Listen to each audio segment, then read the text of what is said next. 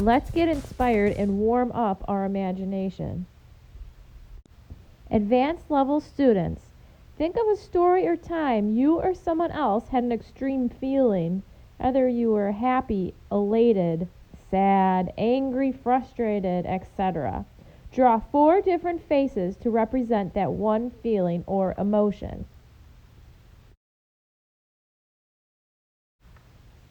Step 2, let's connect. Look at the emoji handout. What are emojis and what is their purpose?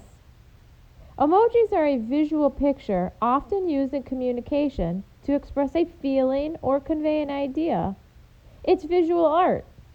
Today we will make our own emoji and create it into a soft sculpture. There are 3 options depending on your skill level and age. See the 3-in-1 handout with the options.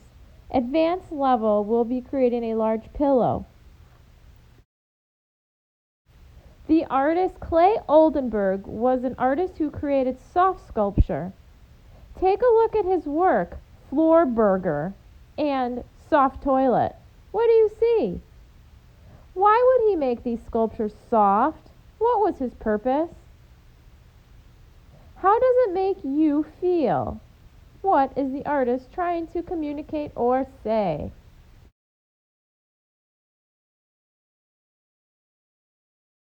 It's time for our art masterpiece. Our advanced students will be creating a large pillow. We will be sewing, and we have a Creative Geniuses stitch guide to help you with some various stitches of different levels. Beginners will start with a basic running stitch. It's like an up and out repetition over and over. Intermediate students will build onto that, and they will add on something called a loop stitch or a whip stitch. Last, we have for advanced, they will build onto those 2 by adding on another stitch called a tacking stitch. For advanced students that are making the large pillow, you are going to need 2 large yellow circles. Now, if you want to freehand those 2 circles, that's great. But I have a tip or trick for you. Taking a string and either tying a knot to a Sharpie marker or taping the end of the string, you can build your own compass.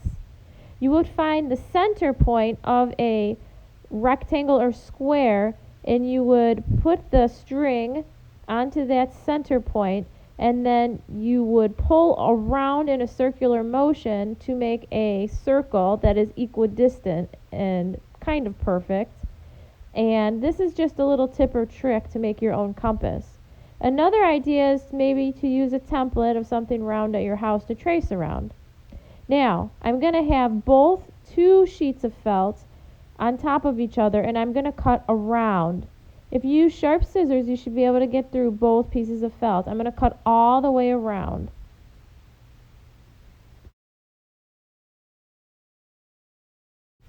You will now have 2 yellow circles for your emoji pillow. Now, there might be some permanent marker on one side, that's fine. We can put that part on the inside so nobody sees it. It's now time to string our needle. Now, you're going to take a long piece of thread, probably as long as your arm span, and you're going to put the end of that thread through the eye of the needle, that little hole. Pull it through, and you're going to match both ends of your thread.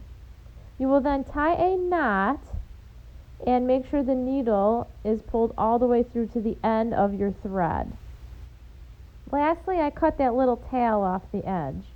Okay, so now we want to make sure that our felt is lined up. The circles are lined up. And of all the stitches, you can either do the whipping stitch or the running stitch. But when you pull the needle through, it's going to go all the way through and the strings are going to come out. So there's a special trick. I'm going to pull it a little through and then I'm going to run it through the 2 strings and pull. Or you can tie a knot at the end to get that to stick, because we don't want that string going all the way through. Okay. I'm now going to start my stitch along the outer edge of this circle. I'm going to go all the way around. I'm going to take my time. I'm going to pull it tight, but not too tight where it starts to wrinkle, but just enough. If it's too loose, it'll come apart. If it's too tight, it'll pull into wrinkles. It has to be somewhere in the middle, and I think you'll get a feel for it as you start to go.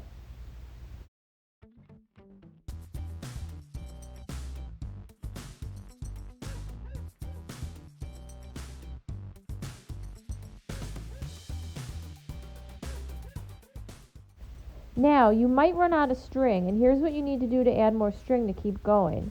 You can either do that little trick I did at the beginning to get it caught, or you can cut the needle off and tie a knot.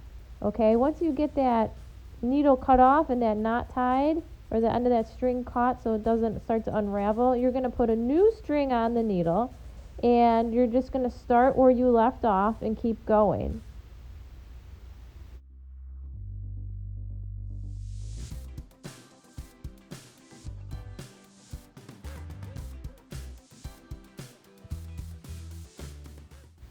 I have gone almost all completely around my pillow, my yellow circles, but we're going to have to leave a little opening, okay?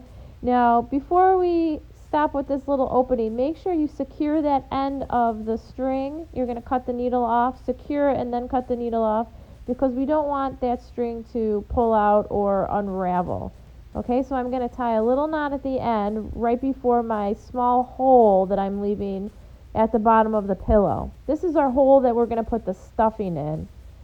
It's also the hole that we're going to use because we need to flip this and turn it right side out, because we have sewn the pillow, actually we've sewn it inside out, so now we're going to turn it right side out. And this gives us a cleaner edge. When we flip it and we turn it right side out, it's kind of giving us a clean edge so we don't see all the cuts. All the cutting that we did around the edges are going to be on the inside. So it's nice and clean around the edges. One thing to point out and to pay really close attention to is that you're being delicate, you're not being too rough, because you don't want to tear open that seam. So be gentle and take care and just go slow.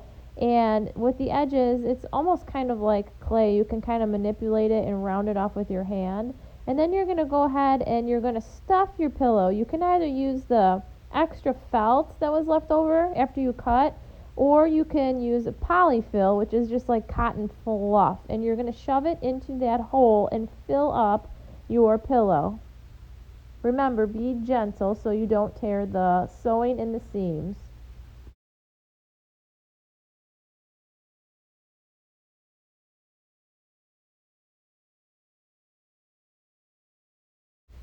Now it's going to be time to close up that hole so that stuffing doesn't come out. You're going to fold over those edges so that it's consistent with the rest of the pillow. You're going to fold those edges over and then match them up and make sure all the stuffing is inside. If you have any little fluffies coming out, just take your finger and shove those back in. Okay, so you're going to try to match up the edges rounded and as best that you can. You'll then take your sewing needle and you'll sew that hole up using whatever stitch that you had used earlier, or if you want to make a new stitch, that's fine. Whatever you need to do to get that hole closed and to make it look as clean as possible.